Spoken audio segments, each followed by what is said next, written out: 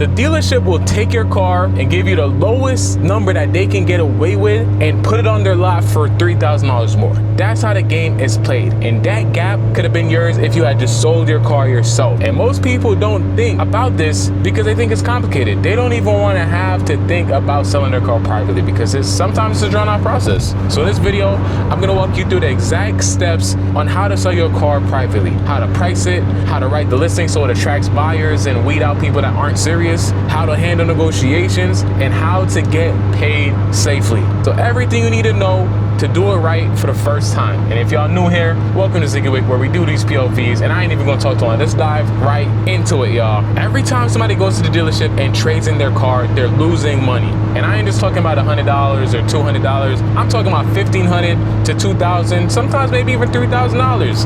And it all depends on the car. You know, dealerships take your trade, they give you the lowest number possible, and then they're gonna flip it around and try to make a profit on it. Because at the end of the day, dealerships are a business. It's not for charity. That's how the game is worked. And that's exactly what this video is about. So I'm gonna go through the exact process for selling your car privately from start to finish so you walk away with what your car is actually worth. And let me be honest about what's happening when you're trading your car. Because like I said, dealerships are a business. They need to make money on every transaction. It's not like I'm saying dealerships just give you what your car is worth and not make a profit. End of the day, you have to understand what it is when you're going in there. Like, yes, I understand there's some cases where if your car is not worth that much, you might as well go to a dealership and save yourself the hassle. They'll give you like $1,000, whoop whoop, you walk away and it's like, whatever, I wouldn't have made that much more anyway selling private. In those cases, then it's like, I mean, why not? Go to a dealership, get your money, they'll probably just junk it or something. It is what it is. But in most cases, if you have a good car, you're way better off selling it privately. I know selling private always seems complicated. You have to make a listing, you gotta reach out to people, all these things. But think about it, that $2,000, that is a trip across the world. That's rent, that's your mortgage. You could do anything with that $2,000 if you put a little bit more effort, text some people, and meet up a couple times and sell your car privately. So although it does take more effort, like I'm not gonna pretend it doesn't, it's not as complicated as people make it seem. And once you've done it once, I'm telling you, you're not gonna wanna trade in a car again. So the part where most people mess up is at the pricing. And it's either they price it too high to where nobody's gonna look at the car, or they post it too low to where you're losing money. And it's like, I mean, at that point, you might as well have just went to the dealership. So you have to find a balance. You gotta find that sweet spot in the middle where it's like, it's not too high, but it ain't too low that you're losing, but it's right at the point where you can still move that car, get it off your hands. And the first thing I would recommend is to go to Kelley Blue Book. If you're buying a car, I recommend it. If you're selling a car, I recommend it. It's one of the easiest ways to understand what the value of the car you're working with is. It's gonna give you a range from bad condition to excellent condition to the mid-range. And depending on what you have, you will need to figure out where you are in this range and shoot for that number. You know, also look on Marketplace, look on Craigslist, look what people are selling your car for online with similar miles, similar condition. You know, if you have your car listed for $10,000, but everybody else is selling for $9,000, $8,000, $7,500, nobody is gonna buy your car just because they're you. You know, people aren't buying a car because they like you. People are buying a car because they want a car, and a lot of people want a deal. So why would I overpay for the same car? You kind of get what I'm saying? So it's like, you always want to try to get the most for your money, but you can't price yourself out of a good deal. And when I'm making that price, I would recommend to list your car from anywhere from 5% or 10% more than what you actually expect to make from that sale. And why do I say this? I say this because people are coming to buy a car and they're expecting to negotiate. You know, 9 out of 10 times, people aren't just gonna show up and hand you money and walk away with a car. Like, maybe it's a crazy deal and it's like, okay, you know, I can't go any lower. If you can't go any lower,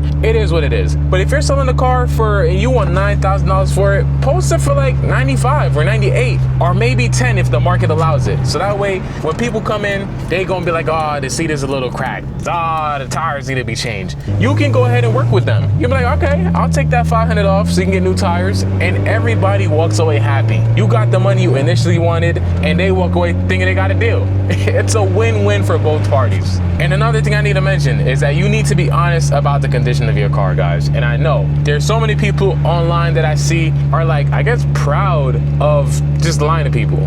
mean, lying to people is never cool. There's a lot of bad things about doing that. Number one, karma. You wouldn't want to buy a car that somebody lied about the condition. You know, I was in that case where I bought this car, this TSX I'm in right now, and I didn't know it had water damage in the trunk, all this stuff. It's like, bro, you spend all that money, and it's like, damn, this car got all these problems. Be honest. The more honest you are in the description and about telling people what's actually wrong with a car, the more willing people will be to come out and look at it, because they know what they're expecting. Especially if you have a car that has a lot of problems, there is nothing wrong about that. Don't be ashamed. There's people out there that buy cars and fix it up every single day. So there is going to be somebody for you. There's always an audience, but you have to be honest in your listing to filter out the people who would actually buy your car. And you know, now that we got that out the way, we got to go into the listing, because the listing is your first impression.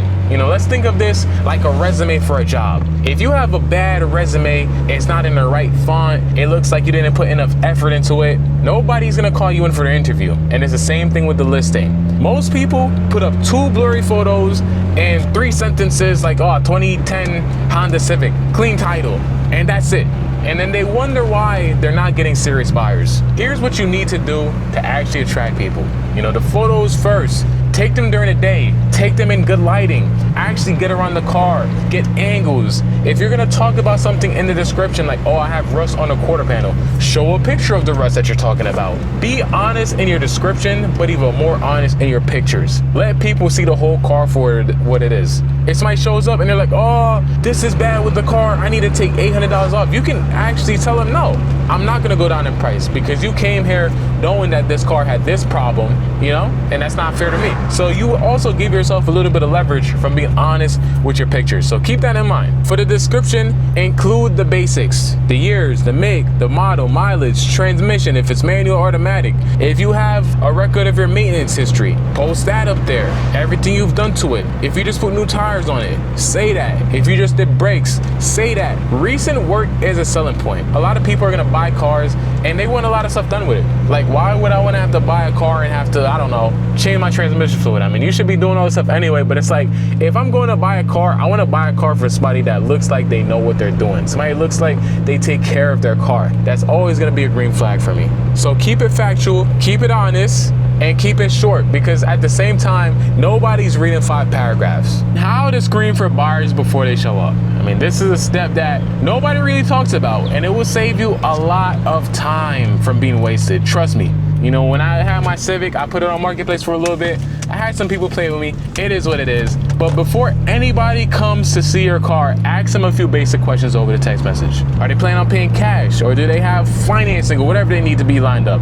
Are they ready to move this week if the car checks out? What are their goals? I mean, obviously, people can easily lie, but it's like, at least you try.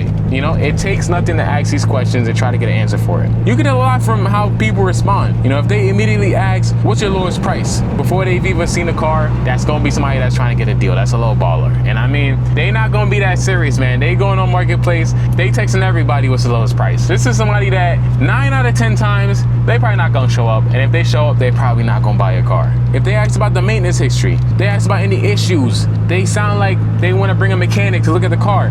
This is somebody that you want to come. You want people to come with a mechanic. You want people to come that are serious, that are actually interested in checking out this car. Because who wants to waste time? You know what I mean? You want somebody that's gonna come, actually put in the effort, and get this car for your hands. Because at the end of the day, you're not here to host people at your crib or wherever you meet up. You're just there to make a deal, man. This is all business. When you meet up with somebody, meet them during the day and meet them at somewhere public, either a shopping center or a gas station or across the street from the police station. Never invite strangers to your house. And I know it's very normal on Marketplace to meet up at somebody's crib, but you have to be careful, man, because a lot of people out here are crazy and you don't want everybody to know exactly where you live, to come to your house, scope out your sceneries, know where everything you put down is. That's not really good. Let them do their walk around, let them look under it, let them look under the hood. If they want to bring a mechanic, let them do it. A buyer who does their due diligence is a serious buyer, and they're more than likely going to commit to it when the car checks out. So don't be defensive about an inspection. That's a red flag. bag. If your car is solid,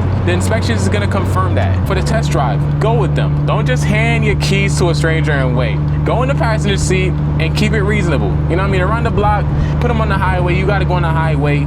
Let them go through a little rough road if they want to.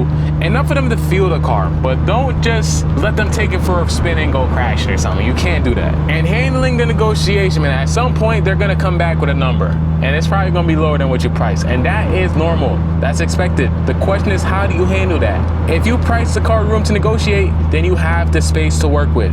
If somebody offers you $9,000 on a $9,500 listing and you want to walk away with $9,000, you know, maybe tell them you want to meet in the middle at $9,300 and you work from there. Maybe you might end up at $9,100, something like that. You don't have to always jump at the first offer. You have the room to negotiate and go back and forth. If somebody comes way under, like insultingly under, like you posted for $9,000, they say 6 or 5, you can simply just say you're not going to be able to get there. But if they're serious at an X amount of money, then they'll let you know. And that's it. Leave it there. You don't gotta be disrespectful, you know what I mean? That's just not the buyer for you. They can think about it. If they wanna come back, they'll come back. If they don't wanna come back, then that is all. And if you do make a deal, cash is gonna be king. Cash is always king. If somebody wants to Zelle or something, make sure you got the money before you hand over the keys or sign any documents.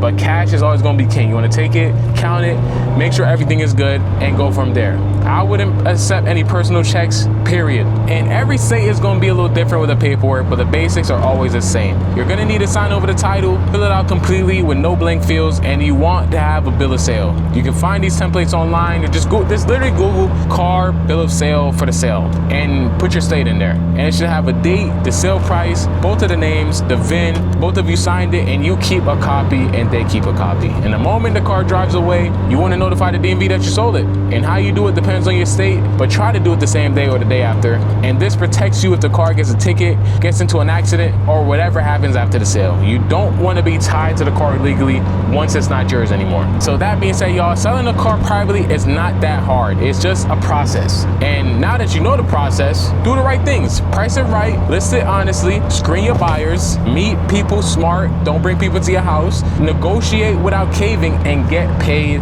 safely. Handle the paperwork, and that's really it. You know, in my opinion, the extra effort is worth it, but you know, everybody's entitled to their own opinions. But if you learned something from this video, make sure you go ahead and like, comment, and subscribe. Drop in the comments if you ever sold a car before and how much did you sell it for. Let us know if you have any more tips and tricks. Make sure you buy TSX and travel, y'all. Be safe out there selling your cars, and I'm gonna catch you in the next video, guys. Peace.